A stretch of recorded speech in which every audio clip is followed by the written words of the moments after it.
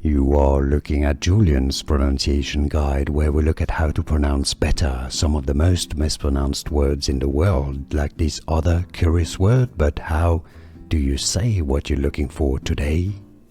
We are looking at how to pronounce this expression, as well as how to say more interesting but often confusing vocabulary, so make sure to stay tuned to the channel. How do you say it?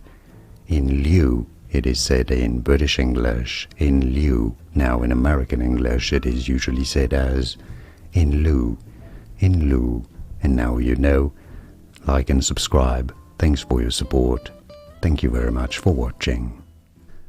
Here are more videos on how to pronounce more confusing words and names too many mispronounced. Like this video if you found it useful. I appreciate your support. I'll see you soon and thanks for watching.